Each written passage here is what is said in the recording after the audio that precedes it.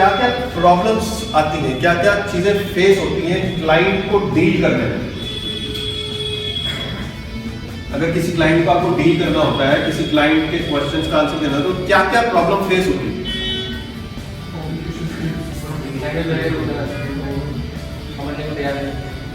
समझने को वो तैयार नहीं, किस तरह से?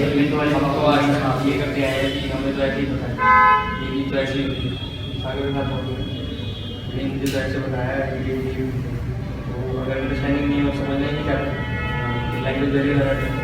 तो फिर तीसरा कई बार मतलब उनको एक वीक रिपीटेडली बताओ ऐसे, बट वो भी नहीं हो पाता, नहीं ठीक हो पाती। तुम्हें पता है कि वो गलत हो रहा है, बताना भी चाह रहे हैं बट नहीं आ रहा है, और अगर रीडिंग लैंग्वेज तो ओके, तो इसमें सबसे बढ़िया चीज जो हम करते हैं वो करते हैं जो वो क्लाइंट कर रहा है। मैं आपको एक तरीका बता रहा हूँ कि किस तरह से आइस ब्रेक करना होता है ना।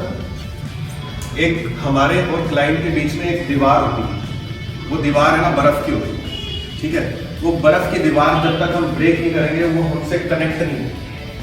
अब वो कनेक्ट करने के लिए हमें क्या करना होता है, क्लाइंट की सबसे पहले जो वो कर रहा है उसकी तारीफ करो, यू अप्रिशिएट, है ना।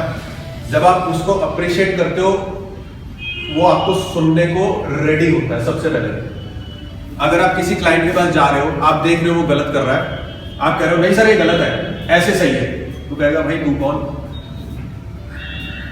ठीक है। चाहे आप ट्रेनर हो, बट वो कहेगा मैंने तो यूट्यूब पे देखा था, है कि नहीं, मैंने तो यूट्यूब में देखा, बट उसे ये नहीं पता कि आप प्रोफेशनली ट्रेंड हो। अब कनेक्ट करने के लिए आपको क्या करना होगा, कनेक्ट करने के लिए आपको वो बर्फ की दीवार तोड़नी होगी जिसमें आप सबसे पहले उसको अप्रिशिएट करें। अब ये बताओ कि कोई भी इंसान ऐसा है जिसको अपनी तारीफ सुनना बुरा लगता है?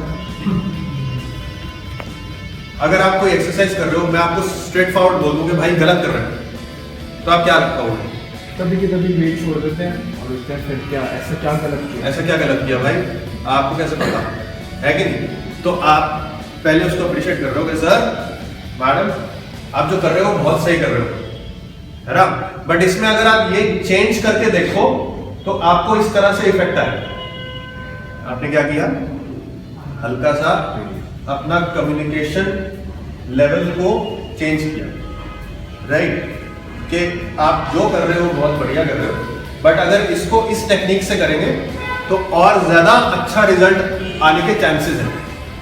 तो वो आपके सामने ट्राई करे ना करे, बट वो अलग से आपके हाजिरी में आप अगर प्रेजेंट नहीं हो गए तो वो ट्राई करके जरूर देखेगा भाई ऐसा क्या है, ठीक है, ऐसा क्या है।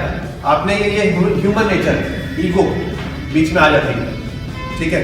तो अब ये उन क्लाइंट्स के साथ होता है जो एक्चुअली में आपके साथ ट्रेन नहीं कर रहे हैं, मोस्टली उन्हीं के साथ होता है। बट जो ऑलरेडी आपके साथ ट्रेन कर रहे हैं वो तो आप जो आप बोल रहे हो वही कर रहे हैं, उसमें कोई डिफरेंस है नहीं, कोई बैरियर है नहीं।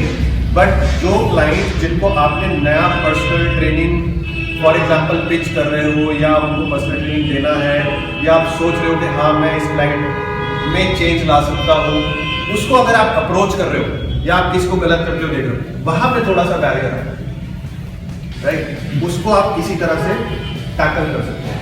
प्लस उसकी जेन्युइन एप्रिसिएशन करनी बहुत जरूरी है, जेन्युइन एप्रिसिएशन, झूठ नहीं।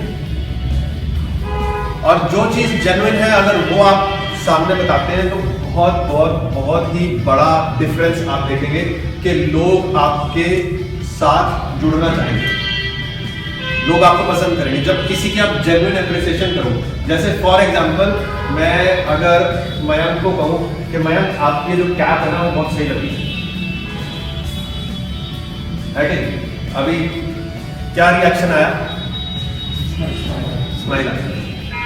तो this is what we do, एक स्माइल से आप उसको अप्रिशिएट कर रहे हो, वापस में रिटर्न आपको वही मिल रहा है, ठीक है।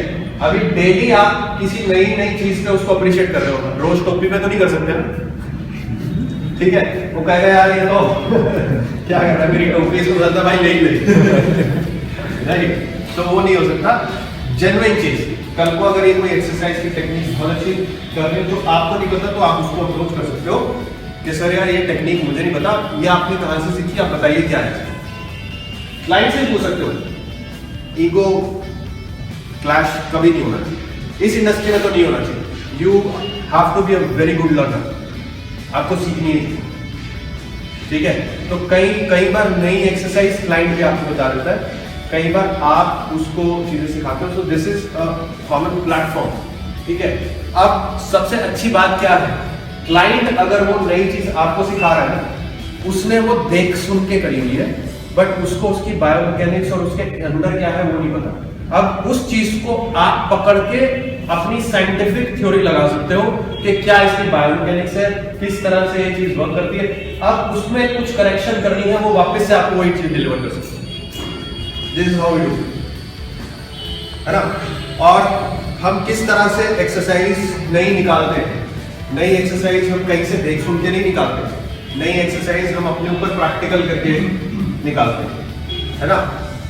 फाउंडेशन स्ट्रॉन्ग है, हमारी फाउंडेशन क्लियर है, तो हमें पता है किस तरह से कौन सा मसल वर्क करता है, किस तरह से जॉइंट के मूवमेंट होता है, किस तरह से किसी एक्सरसाइज की बायोमैकेनिक्स है, तो हम किसी भी तरह की एक्सरसाइज को निकालते हैं, राइट। और उसकी करेक्टिव थ्योरी, करेक्टिव एक्सरसाइजेस से हम आगे बढ़ सकते हैं, राइट।